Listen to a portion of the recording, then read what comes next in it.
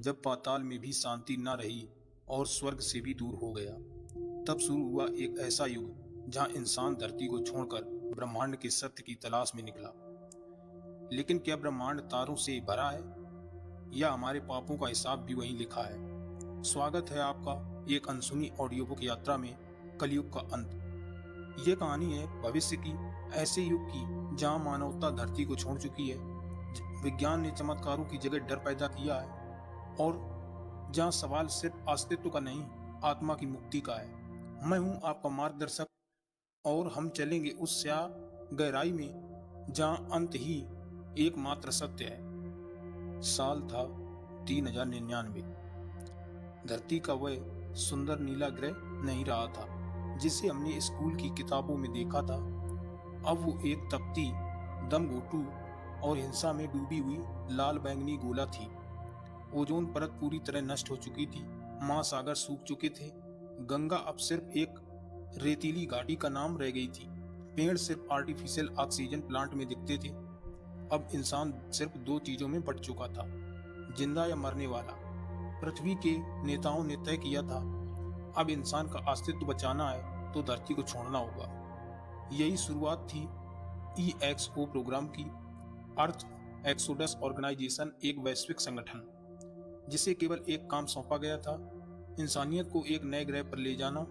हजारों सालों के विज्ञान और त्रासदी के बाद तैयार हुआ तपालोक एक विशाल आत्मनिर्भर स्पेस यान जो 3000 चुने हुए लोगों को लेकर एक संभावित ग्रह की ओर रवाना होने वाला था।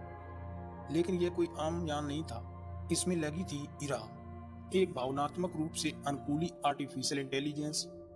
और इस यान का कमांडर चुना गया था कप्तान आरव राठी, एक ऐसा नाम जो कभी नासा का चमकता सितारा हुआ करता था, लेकिन पिछले 27 वर्षों से एकांत में था, कारण उसका पिता वेदांत राठी एक प्रमुख एस्ट्रो एक्सप्लोरर एक मिशन से कभी वापस नहीं लौटा था और वह मिशन आज भी एक रहस्य बना हुआ था। लॉन्च से 48 घंटे पहले मीडिया में उथल पुथल थी, कौन जाएगा यान में और कौन छूटेगा। यह निर्णय मानव मूल्यांकन सूचकांक से हो रहा था, यानी कौन मानसिक, शारीरिक और नैतिक रूप से योग्य है। इंसान का मूल्य अब सिर्फ स्कैनर तय नहीं कर रहे थे। 3000 लोग चुने गए, बच्चे, बुजुर्ग, सैनिक, वैज्ञानिक, कला प्रेमी और तकनीकविद। लेकिन उनमें से ज्यादातर ये नहीं जानते थे कि वे कहाँ जा रहे हैं। बस इतना बताया गया कि एक नई शुरुआत के लिए। लॉन्च का दिन था। भारत के चंद्रशिला बेस से तपालोक एक रवाना हुआ। जैसे ही वह पृथ्वी की सीमा पार करता है, ईरा ने अपने न्यूट्रल नेटवर्क से एक पुराना सिग्नल कैच करती है। अचानक सारे कंट्रोल मॉनिटर एक ही ऑडियो बजाते हैं। मैं इंतजार कर रहा हूँ। आवाज मानो किसी पुरानी रिकॉर्डिंग से आई हो, पर इतनी साफ जैसे अभी अभी बोली गई हो। आरव का चेहरा पल भर में सख्त हो जाता है। वो आवाज कोई और नहीं, उसके पिता वेदांत राठी की थी। लेकिन कैसे? वो तो 27 साल पहले मर चुके थे। ईरा बताती है कि सिग्नल आ रहा था एक मृत घोषित ग्रह से, G19X यूनिवर्स के स्टैंड चार्ट। ये ब्लैक जोन है, कोई यान वहां गया नहीं और जो गया वो लौटा नहीं। मिशन डायरेक्टर यान को पूर्व निर्धारित ग्रह ओमेगा 27 की ओर भेजने पर अड़े हैं। लेकिन आरव का दिल कहता है जवाब उसी ग्रह पर है जहां से ये आवाज आई है। कुछ देर की चुप्पी के बाद वह ईरा से कहता है, तुम्हें एक असंभव कोर्स कैलकुलेट करना होगा। ईरा पूछती है, क्या आप निश्चित हैं? आरव की आंखों में दृढ़ता। हाँ, वहाँ कुछ अधूरा है, शायद एक कर्ज। पूरे यान की कोर्स डाइवर्ट होती है। अब यात्रा होगी एक ऐसे ग्रह की ओर जो विज्ञान की समझ से परे है। यात्रियों में हलचल है, कुछ घबराए हुए, कुछ उत्साहित। ईरा स्पीकर पर घोषित करती है, ग्रह G9X की ओर गमन प्रारंभ। संभावित समय 36 घंटे। कृपया मानसिक स्थिति स्थिर रखें। आरव अकेला अपने मॉनिटर के सामने बैठा है। उसकी आंखें कंप्यूटर स्क्रीन नहीं, अतीत के उन धुंधलकों को देख रही हैं जहां एक पिता अपने बेटे से कह रहा था, ब्रह्मांड सिर्फ तारों का नहीं, आत्माओं का भी है। रात हो जाती है। यान की कृत्रिम रात्रि प्रणाली काम कर रही है, लेकिन आरव सो नहीं पाता। उसकी यादों में वह दिन है जब वेदांत राठी घर से निकले थे अंतिम मिशन पर। उन्होंने कहा था, अगर मैं वापस न लौटूं तो समझना कि मैंने कुछ बड़ा जाना है, और शायद खुद को भी। वो शब्द अब सटीक बैठ रहे थे। अगली सुबह G9X की परिक्रमा शुरू होती है। ग्रह अजीब है, काला नहीं, नीला भी नहीं, बल्कि बैंगनी रंग का, जैसे कोई भावनात्मक ऊर्जा उस पर हावी हो। स्कैनर कुछ भी सामान्य नहीं दिखा रहे, ना तो तापमान स्थिर है, ना गुरुत्व बल। इरा रिपोर्ट करती है यह ग्रह भौतिक नियमों के अनुसार व्यवहार नहीं कर रहा। बोर्ड मीटिंग होती है, सभी वैज्ञानिक अधिकारी और यात्री नेता बहस करते हैं। क्या यान को उतरना चाहिए, वापस लौटना चाहिए? राय बढ़ जाती है, पर आखिरी निर्णय आरओ का है। वो सबकी तरफ देखता है और कहता है, अगर हम वहां नहीं गए तो हम खुद से भाग गए, और मानवता वही कहती रही है, भागना। यान धीरे धीरे G9X की सतह की ओर बढ़ता है और इंसान पहली बार उस ग्रह पर कदम रखने जा रहा है जहां विज्ञान के पास कोई उत्तर नहीं है और आत्मा पहली बार बोलने को तैयार है। G9X ग्रह की कक्षा में प्रवेश करते ही तापमान का पैटर्न टूटने लगता है। इरा बताती है ग्रह कोई चुंबकीय संतुलन नहीं है। ऑक्सीजन मौजूद है, लेकिन उसका व्यवहार जैविक ऊर्जाओं जैसा है। यान की खिड़की से बाहर का दृश्य भयानक रूप से खूबसूरत है। काले और बैंगनी रंग की परतें, सतह पर अजीब हलचल और बादलों के बीच बिजली की तरंगें जो बिना आवाज के गिर रही हैं। इस ग्रह पर कोई जीवन नहीं दिख रहा है, पर एहसास होता है जैसे हर कण किसी चेतना से। टीम लैंडिंग के लिए तैयार होती है। कर्नल रेहान अंसारी, जो सुरक्षा प्रमुख हैं, कहते हैं, हम पूरी सावधानी से उतरेंगे, कोई भी सैंपल छुए बिना अनुमति के नहीं लिया जाएगा। Doctor Samira Ghosh, bio energy विशेषज्ञ, अपनी जैविक स्कैनर डिवाइस के साथ पहली पंक्ति में है। आरओ चुपचाप सबको देखता है, पर उसकी आंखें सिर्फ सतह को पढ़ रही हैं, जैसे वो कुछ खोज रहा हो जिसे कोई और नहीं देख सकता। जैसे ही टीम लैंड करती है, एक हल्का कंपन महसूस होता है, लेकिन भूकंप जैसा नहीं। जैसे किसी ने बहुत दूर से हल्का दरवाजा खोला हो। हवा एक अजीब गंध से भरी है, न फूलों की, न धूल की, बल्कि जैसे स्मृतियों की। समीरा कहती है, यह गंध जानी पहचानी है, लेकिन किसी चीज से नहीं, किसी एहसास से। सब चुप हो जाते हैं। सामने एक विशाल संरचना खड़ी है, लगभग 80 फीट ऊंची मंदिर जैसी, लेकिन पत्थर की नहीं। स्कैनर बताते हैं यह संरचना कार्बन बेस्ड है, लेकिन कोई पृथ्वी का तत्व इससे मेल नहीं खाता। समीरा सामने जाकर दीवार छूती है और दीवार पर अजीबोगरीब लिपि उभर आती है, जैसे स्पर्श से जिंदा हो गई हो। लिपि में लिखा है, जहां आत्मा छुपती है वहां न्याय जन्म लेता है। तभी समीरा कुछ कहे बिना अंदर चली जाती है। बाकी टीम आवाज देती है, लेकिन कोई भी जवाब नहीं आता। आरव दौड़ता है, लेकिन अंदर सिर्फ अंधेरा है और गूंजती हुई खामोशी। सभी एकत्र होकर अंदर प्रवेश करते हैं। भीतर घना अंधेरा है, लेकिन दीवारें हल्की नीली रोशनी छोड़ रही हैं, जैसे जीवित ऊर्जा। आरव, रेहान और दो वैज्ञानिक आगे बढ़ते हैं। कुछ ही दूरी पर उन्हें मिलता है एक पुराना रिकॉर्डर। स्कैनर बताता है यह 27 साल पुराना है। उसे ऑन करते ही वेदांत राठी की आवाज बजती है, अगर तुम ये सुन रहे हो तो इसका मतलब है तुम भी आ गए हो। यह स्थान वह ग्रह नहीं, यह दर्पण है। यहाँ हर आत्मा को उसका चेहरा दिखाया जाता है, लेकिन शब्दों में नहीं, एहसास में। समीरा अब भी नहीं दिख रही। तभी गूंजती है एक धीमी आवाज, क्यों आए हो? टीम डरते हुए पीछे मुड़ती है। समीरा खड़ी है, लेकिन बदल चुकी है। उसकी आंखें सफेद, उसकी आवाज सपाट। यहाँ उत्तर नहीं मिलता, सिर्फ आत्मा उजागर होती है। रेहान आगे बढ़ता है, समीरा ये तुम नहीं हो। समीरा उसकी ओर देखती है, तुमने किसे मारा था? रेहान। सब चौंकते हैं।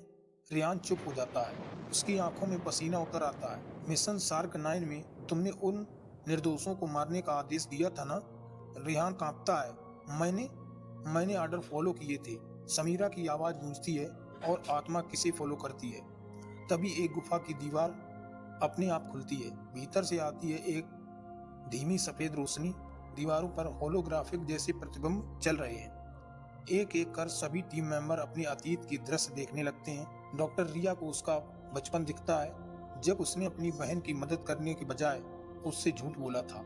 एक वैज्ञानिक को वो पल दिखता है जब उसने डाटा में हेर फेर करके खुद को प्रमोट कराया।